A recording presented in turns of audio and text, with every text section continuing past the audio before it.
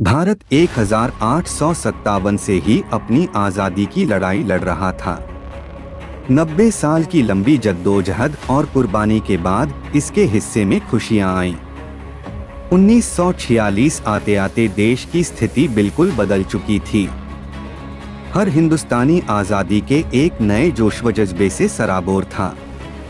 उधर ब्रिटेन में labour party के सत्ता में आने के बाद उम्मीदों के नए चिराग रोशन हो गए।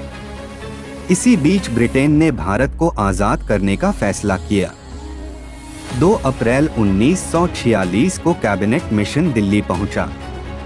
इसके साथ ही देश की आज़ादी और बंटवारे का झगड़ा अपने चरम पर पहुंच गया।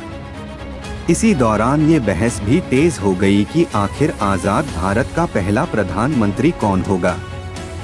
स्वतंत्र भारत के पहले प्रधानमंत्री बनने की दौड़ में सरदार वल्लभ भाई पटेल भी आगे थे, लेकिन महात्मा गांधी की बदौलत ये पद जवाहरलाल नेहरू को मिला। आखिर प्रधानमंत्री पद के लिए उनका चयन कैसे हुआ, आज इसी कड़ी में पेश है भारत के प्रथम प्रधानमंत्री जवाहरलाल नेहरू के पीएम बनने की पूरी कहानी। अंग्रेज देश छोड़ने को मजबूर हो गए, लेकिन सवाल ये था कि सत्ता हस्तांतरण कैसे होगा। इसके लिए भारत में अंतरिम चुनाव कराया गया। इस चुनाव में मुस्लिम लीग और भारतीय राष्ट्रीय कांग्रेस सहित कई दलों ने हिस्सा लिया, लेकिन कांग्रेस ने बड़ी जीत हासिल की। इसके बाद अंग्रेज इस नतीजे पर पहुंचे कि भारत में अंतरिम सरकार बनेगी। सरकार बनाने के लिए वायसराय की एग्जीक्यूटिव काउंसिल बनना निश्चित हुआ।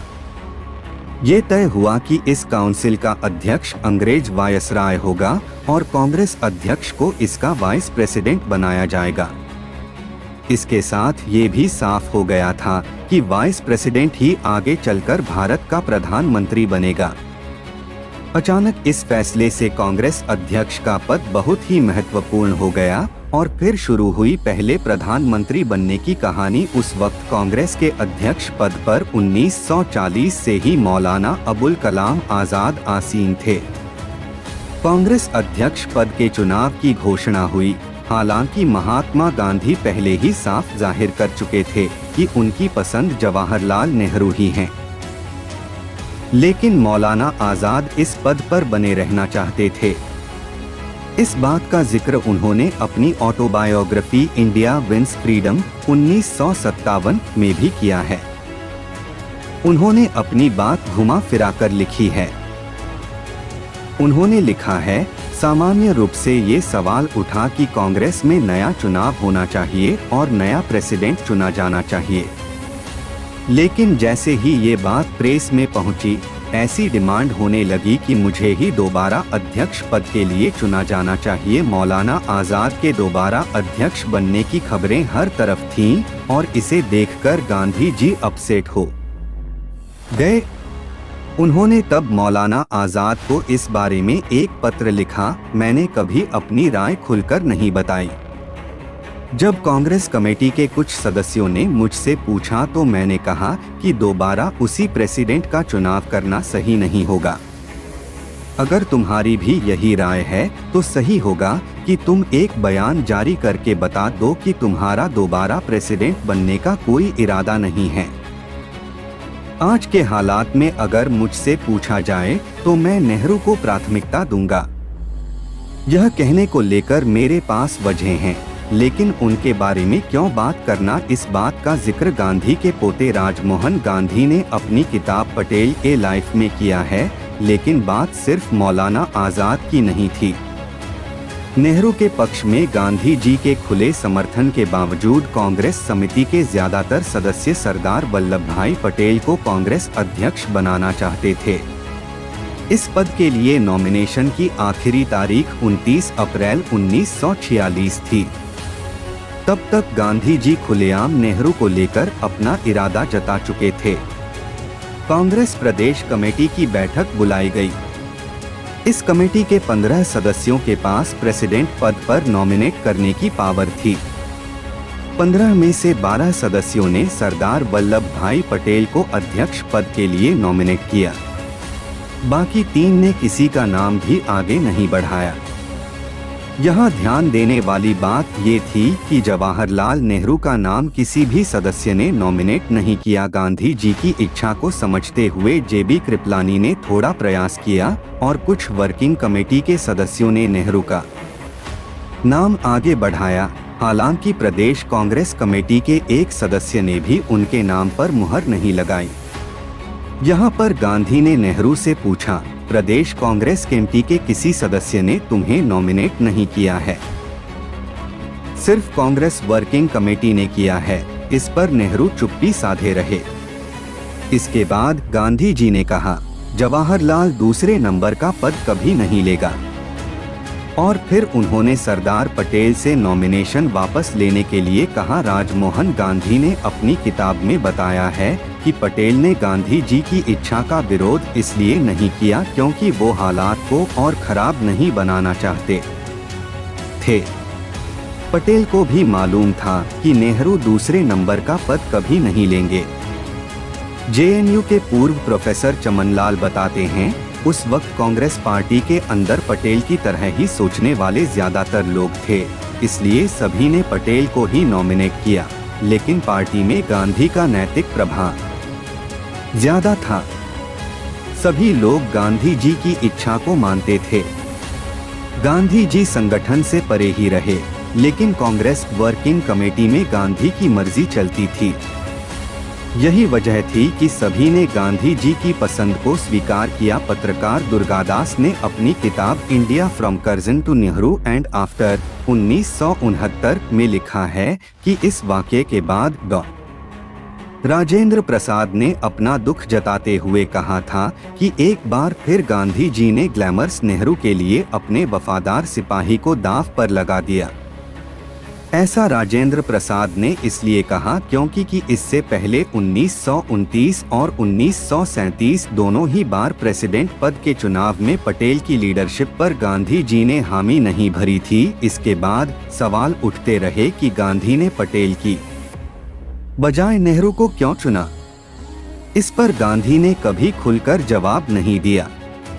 इस बारे में प्रोफेसर चमनलाल बताते हैं, गांधी जी की निकटता तो पटेल से थी, लेकिन उन्हें हिंदुस्तान की असलियत मालूम थी। उन्हें पता था कि भारत बहुभाषी बहुधार्मिक देश है। उन्हें लगता था कि पटेल का किसी एक धर्म की तरफ झुकाव है और इससे आगे चलकर विस्फोटक स्थिति पैदा हो सकती है, देश में तनाव बढ़ सकता है। यही वजह है कि उन्होंने नेहरू को तरजीह दी थी। काफी सालों बाद पत्रकार दुर्गादास को गांधी जी ने इसका जवाब दिया।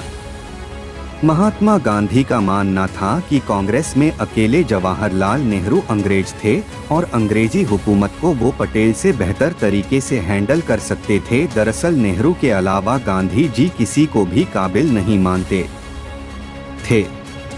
पटेल पर नेहरू इस वजह से भी भारी पड़े क्योंकि वो जन नेता थे और लोग उनकी बातों को सिर्फ सुनते ही नहीं थे, मानते भी थे। प्रोफेसर चमनलाल बताते हैं, नेहरू स्टार लीडर थे, जन नेता थे, लेकिन पटेल कभी भी जन नेता नहीं थे। गांधी जी ने इस पर खुलकर इसलिए नहीं बोला क्योंकि कभी कभी सब कुछ कहना जरूरी नहीं होता। गांधी को ये मालूम था कि भारत की जो परिस्थिति है उसे सिर्फ नेहरू ही संभाल सकते हैं। गांधी नेहरू के अलावा किसी को भी काबिल नहीं समझते थे। नेहरू में बौद्धिकता थी और वो थोड़े भावुक भी थे। पटेल कभी भावुक नहीं थे। पटेल का पब्लिक भाषण कभी किसी को प्रभावित नहीं करता था। नेहरू का भाषण सुन लोगों में लहर दौड़ जाती थी। इस तरह 2 सितंबर 1946 को अंतरिम सरकार का गठन हुआ। इसके बाद जब देश आजाद हुआ तो स्वतंत्र भारत के पहले प्रधानमंत्री नेहरू ही बने और पटेल ने उप प्रधानमंत्री एवं गृह मंत्री का जिम्मा संभाला। नई सरकार 15 अगस्त 1947 से गणतंत्र भारत की नींव पड़ने और अगले चुनाव तक जारी रही। 1950 में संविधान लागू होने के बाद 1951 से 52 में स्वतंत्र भारत का पहला आम चुनाव हुआ। ये चुनाव 25 अक्टूबर 1951 में शुरू होकर 21 फरवरी 1952 को खत्म हुआ। कांग्रेस ने 364 सीटों के साथ पूर्ण बहुमत हासिल की और नेहरू ही प्रधानमंत्री बने। हालांकि देश के प्रथम चुनाव से पहले ही 1950 में पटेल का निधन हो चुका था। नेहरू के नाम सबसे ज्यादा समय तक 16 साल 286 दिन प्रधानमंत्री रहने का रिकॉर्ड भी है। 15 अगस्त 1947 से लेकर अपने निधन के दिन 26 मई 1964 तक नेहरू इस पद पर रहे। जवाहरलाल नेहरू का जन्म 14 नवंबर 1889 को इलाहाबाद, अब के प्रयागराज में हुआ था। उनके पिता मोतीलाल नेहरू स्वतंत्रता सेनानी थे और भारतीय राष्ट्रीय कांग्रेस के 2 बार अध्यक्ष चुने गए। उनकी मां का नाम स्वरूपरानी थुस्सू थी। जवाहरलाल नेहरू ने ट्रिनिटी कॉलेज, कैम्ब्रिज, लंदन से पढ़ाई पूरी की थी। इसके बाद उन्होंने कैम्ब्रिज विश्वविद्यालय से लॉ की डिग्री हासिल की। 1916 में नेहरू की शादी कमला नेहरू से हुई। बीमारी की वजह से 1936 में कमला नेहरू की मौत हो गई। नेहरू की एक ही संतान थी, इंदिरा गांधी, जो बाद में भारत की प्रधानमंत्री बनी। नेहरू को पंडित नेहरू के नाम से भी जाना जाता है। बच्चे उन्हें चाचा नेहरू कहकर भी पुकारते हैं। नेहरू अपनी मौत तक प्रधानमंत्री रहे और लोगों के मन में उनके लिए सम्मान कभी कम नहीं हुआ।